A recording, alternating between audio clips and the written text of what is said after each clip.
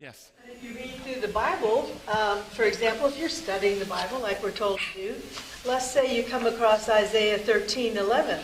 I will punish the world for its evil, the wicked for their sins. I will put an end to the arrogance of the haughty. I will humble the pride of the ruthless. I will make man scarcer than pure gold, more rare than the gold of Ophir. Therefore I will make the heavens tremble and the earth shake from its place at the wrath of the Lord Almighty in the day of his burning anger. Thank you for that, Linda. Because now we're going to have to spend 10 minutes explaining that, and I'm not going to get to what's in my notes. Okay? So... I mean, they read the Bible, but they'll read that and interpret it. Okay, so thanks for... No, seriously, though, it needs to be brought up.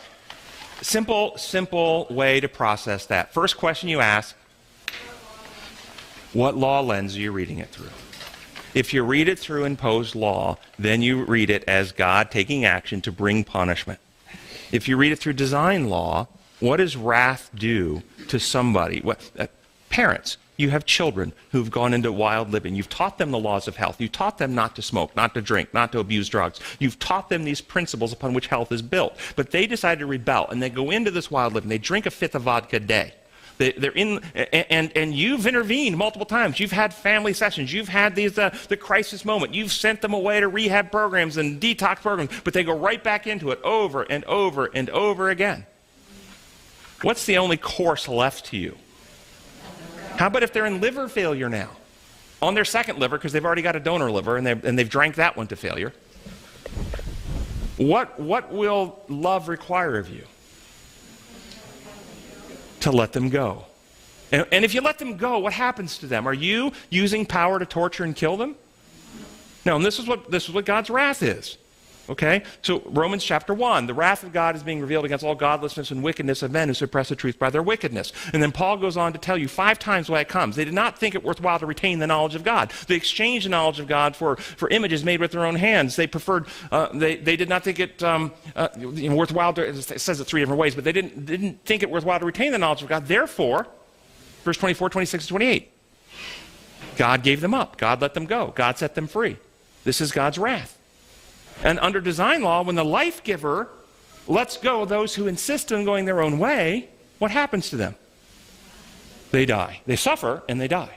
Not as an infliction, but as the result of being out of harmony with how life is built. Now, if you're dealing, though, with people who are so immature that they can't understand that reality, like your children who don't understand that if they don't brush their teeth, they're going to get cavities, they're going to suffer. Your children, your 3, 4, 5, 6, 7, 8-year-old, they don't understand. What kind of language might you have to use with the children? If you don't do this, you're going to get punished. That's what you're reading in Isaiah. These people are bent on pagan Baal worship. And one of the design laws is the law of worship. By beholding, we become changed. And we become neurobiologically and characterologically like what we esteem and worship. And so the more they worship Baal, the darker their minds became. And so it says in Jeremiah, you worshipped worthless things and became yourself worthless, because that's the natural consequence of rejecting truth. Your mind becomes darkened. And so when you're dealing with people who've already hardened their heart, darkened their mind, don't understand the basic principles of design law and how reality works, then you have to speak a language a little child can understand. If you don't turn around, I'm going to spank your bottom. And that's what you're reading here. But sadly, many of the people today, having accepted the lie, the presumption, before they even get to the scripture, they already know God's law works like our law. And so when they read that, see, God is the source of inflicted pain and suffering.